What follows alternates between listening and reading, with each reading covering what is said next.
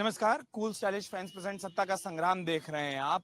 मेरा नाम उत्कर्ष चतुर्वेदी है और अपनी इस सियासी यात्रा में लगातार चुनावों को कवर करने की अपनी इस यात्रा में जब हम बिहार में पहुंचे हैं, जब देश के दूसरे सबसे बड़े राजनीतिक सूबे में पहुंचे हैं और अलग अलग लोकसभा क्षेत्रों में जाकर अलग अलग तरीके से लोगों के बीच में उनके विचारों को, उनकी बातों को, उनकी राय को सुन रहे हैं, रख रहे हैं, समझ रहे हैं, उस क्रम में इस देश के, जैसा मैंने शुरू में कहा, दूसरे सबसे बड़े राजनीतिक सूबे बिहार में, उसकी राजधानी पटना में हम मौजूद हैं।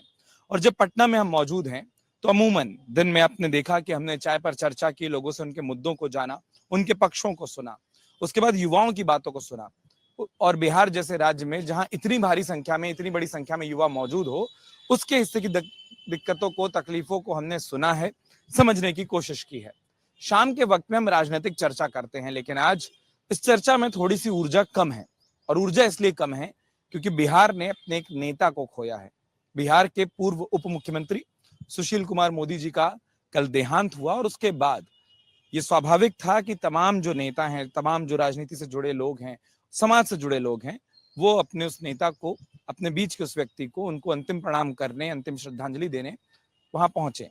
जब हम इस कार्यक्रम को यहाँ कर रहे हैं, वहीं दूसरी ओर तमाम समर्थक सुशील मोदी जी को श्रद्धांजलि दे रहे हैं, अपनी ओर से अंतिम प्रणाम कर रहे हैं। और इसीलिए इस चर्चा में सारे पक्ष नहीं आ पाए। शुरू में ही ये बात कह देना इसलिए जरूरी था क्योंकि आप में से कईयों को ये ना लगे कि सारे पक्षों को क्यों नहीं सुना गया। लेकिन फिर भी कुछ लोग हमारे साथ दिखाई दे रहे हैं और मुख्य रूप से अगर बात करें, जो दो पक्षों का होना जरूरी है किसी भी बहस के लिए, वो हमारे साथ हैं। प्रतिभा सिंह जी हैं, जदयू की तरफ से आप हैं, और जैसा मैं इस पूरी चर्चा के पहले भी कह रहा था कि हम आपसे गठबंधन के तौर पर, गठबंधन के प्रतिनिधि के तौर पर बातचीत करेंगे। और सुमन मलिक जी हैं, खुलकर लिखते हैं और कई बार ये कहा जाता है कि पार्टी लाइन से इसीलिए थोड़ा बहुत इधर उधर हो जाते हैं, लेकिन बेबाक राय आप रखते रहे हैं, बेबाक राय ही रखेंगे, इसी उम्मीद को मैं रख रहा हूं। और आप भी अपने उस गठबंधन की ओर से यहाँ पर हमारे बीच मौजूद हैं। हमें एक चीज हमको खूब सिखाई जाती है कि सवाल सत्ता से खूब करिए। मैं बैलेंस रखूंगा, खूब तो नहीं करूंगा, लेकिन पहला जरूर करूंगा। जब दिन भर पटना में घूमा, देखा, मिला, एक चर्चा जब हमने युवाओं के बीच में की तो एक बात हमको खूब समझ आई कि उनके हिस्से के मुद्दे हैं, चाहे बेरोजगारी की बात हो, शिक्षा की बात हो, सुविधाओं की बात हो। और कई लड़कों ने हमको ये कहा कि अगर कोई हमारे हिस्से से प्रतिनिधि से आप सवाल कर सके तो एक सवाल जरूर करिएगा कि हम बिहारियों को बाहर क्यों जाना पड़ता है।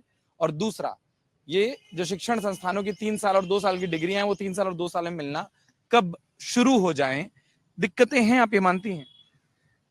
दिक्कतें थी लेकिन अभी नहीं है। अभी मैं नहीं मान सकती।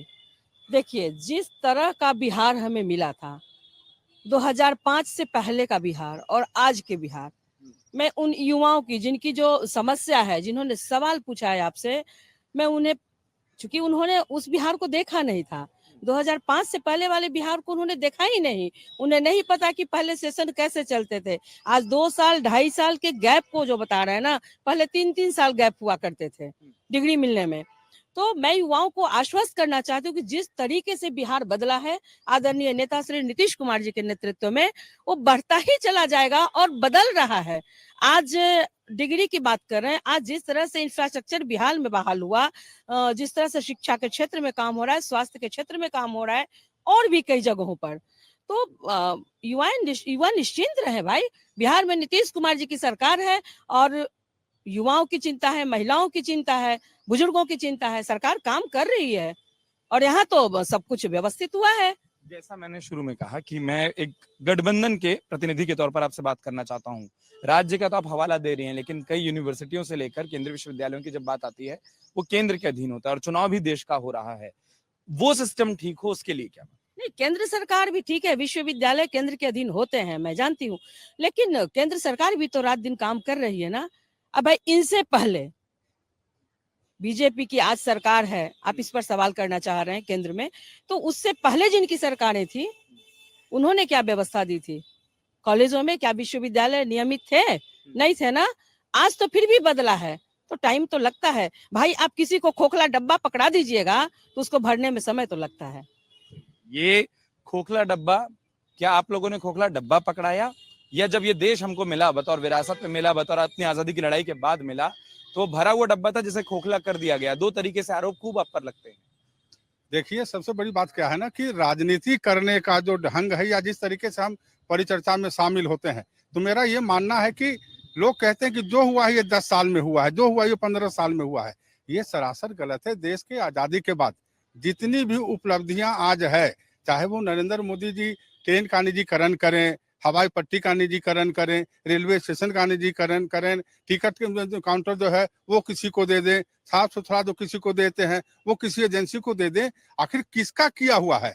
ये सब कुछ किया हुआ है जो हमारी पूर्ववर्ती सरकार थी, कांग्रेस की सरकार थी, या बीच में कुछ और केंद्र की सरकारें आई थी, उनके द्वारा उपलब्धियां हासिल की गई थी, तब आप दे रहे हैं। ये जो हवाई जहाज दौड़ रहा है हिंदुस्तान में, ये नरेंद्र मोदी जी का किया हुआ नहीं है। ये जो रेल हमारा इतना विकसित है, दुनिया के समानांतर में हमारा रेल व्यवस्था है, वो बीजेपी का किया हुआ नहीं है।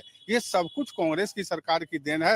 हाँ, जो मार्केटिंग होता है ना, वो मार्केटिंग नरेंद्र मोदी और भाजपा बहुत बेहतर ढंग से करती है, क्योंकि हम काम करने वाले लोग थे, हम देश को जोड़ने वाले लोग थे, हम संविधान को बचाने वाले लोग थे। तो हमने संविधान बचाने का काम किया, हम देश में कैसे आगे बढ़े हम उसमें लगे रहे। हमने नहीं किया कि ट्रेन खोले और हम उसका फिर जो है सो बाजारीकरण कर रहे हैं, उसका व्यवसायीकरण कर रहे हैं। हम तो ये लगे हुए थे कि स्वतंत्रता आंदोलन के बाद हमारा देश जहाँ खड़ा है हमको उससे और आगे ले जाना है, तो हम उसमें लगे हुए थे कि हम डेवलप करें। लेकिन जब से भाजपा की सरकार आई है, तब से नरेंद्र मोदी जी के नेतृत्व में लोक लुभावन एक ऐसे वातावरण का सृजन किया जा रहा है कि लोग उसी में उलझ के रह गया है। 15 लाख रुपया देंगे, कहाँ गया 15? अब कहते अब डेली घूम रहे हैं गारंटी, मोदी की गारंटी थी कि हर एक एजेंट में 15 लाख रुपया देंगे। मोदी की गारंटी थी कि 650 रुपए जो आपको गैस में है सिलेंडर वो और सस्ता कर देंगे, वो 1300 रुपया हो गया। मोदी की गारंटी थी कि जो कड़वा तेल 75-80 रुपए है उसको 50 रुपए कर देंगे, वो 200 रुपए चला गया। मोदी की गारंटी थी कि जो 75 रुपए पेट्रोल है उसको अब 50 रुपए ला देंगे, वो 200-150 रुपए चला गया। तो मोदी की गारंटी तो इतनी गारंटी, करोड़ों का हर एक साल हम जो है सो रोजगार देंगे। आज रोजगार की तो ये स्थिति है कि लोग जो है सो निजी व्यवसाय की ओर और नौकरी की ओर जो है, इसके बावजूद भी बेरोजगारों की संख्या बढ़ते जा रही है। मंगलसूत्र की बात करते हैं, अब तो एक आम आदमी जो हमारी माँ बहन है वो शायद लगता है कि मोती का या जो सो चांदी का जो है सो मंगलसूत्र पहनेंगे, क्योंकि 72 और 75 रुपए एक आम आदमी तो खरीद के मंगलसूत्र नहीं पहनेगा। तो कहा 24,000 अब 20,000 का सोना था, आज 75 हो गया। तो कितनी गारंटी खोजेगा मोदी जी से? इतनी गारंटी है कि देश बद से बदतर की ओर जा चुका है। चलिए, मैं एक एक करके आना चाह रहा था। जैसे अब आपने तो पूरे आरोपों की फेहरिस्त भी सुन ली होगी, उसमें एक सवाल और जोड़ देता हूं। सवाल ये कि क्या ये जदयू की कमजोरी नहीं है कि आपके तमाम जो प्रत्याशी हैं वो एक ज्यादा बड़े चेहरे पर चुनाव लड़ते दिखाई दे रहे हैं, और लोग बोलते हैं कि एक तस्वीर का जिक्र खूब करिएगा। पटना में रोड शो हुआ, पटना में मौजूद हैं कि मुख्यमंत्री नीतीश कुमार भारतीय जनता पार्टी के चुनाव चिन्ह को हाथ में लेकर दिखाई दिए। क्यों गठबंधन का चुनाव चिन्ह एक साथ नहीं दिखाई दिया कि वो हाथ में तीर रखते और जो कमल रखे वो कमल रखते? देखिए, ये तो हमारी आपसी सद्भाव को दिखाता है ना, क्योंकि हमारे दोनों प्रत्याशी, एनडीए के दोनों प्रत्याशी पटना साहिब और पाटलिपुत्रा के, वो दोनों बीजेपी के हैं। तो हमने तो, हमारा ये मैसेज है, साफ संदेश है लोगों को कि देखिए अभी हम एकजुट हैं, हमारे गठबंधन में ताकत है। अब बोलना नहीं शुरू की, मैं मुस्कुराहट शुरू हो। हमारे गठबंधन में ताकत है और हम एकजुट हैं, तो हम कमल के साथ हैं, कमल हमारे साथ है, तीर के साथ कमल है। हम सभी लोग इकट्ठे थे सबके स्वागत में, चूंकि दोनों नेता, देश के प्रधानमंत्री और राज्य के मुख्यमंत्री, दोनों उस रथ पर सवार थे, और दोनों सभी दलों के, हमारे जितने भी घटक दल हैं, सभी वर्कर और नेता, हम लोग उनके स्वागत में खड़े थे। तो एक कमल का मुद्दा कहां से आ गया? चूंकि प्रत्याशी कमल के थे, तो इसमें अब कोई और बात बनाए ये तो अलग बात है। लोग तो ये बोल रहे हैं ना कि पटना का मैसेज तो पूरे बिहार में जाता है, तो दोनों चिन्हों को साथ रख लेते, पूरा बिहार मैसेज चला जाता है। नहीं, हर जगह तो तीर का झंडा है ना, हर जगह तीर का झंडा था। कहाँ अपने तीर का झंडा? रोड शो में हाथों में रह गया। नहीं, हर जगह था, हाथों में कैसे रह गया? सड़कों पर भी था, दोनों झंडा इक्वल लगे हुए थे। चलिए, मेरे सवाल को आपसे बेहतर शायद वो समझ गए, और जो आप कहना चाह रहे थे मुझे लगा बीच में ना टोका जाए, उनका पक्ष आए। तो हमने बहुत हल्के ढंग से ही उनको जो है ये किया। आप भारी ढंग से देखिए, नहीं भारी ढंग से नहीं, अपनी बात को अपने तरीके से रखना है।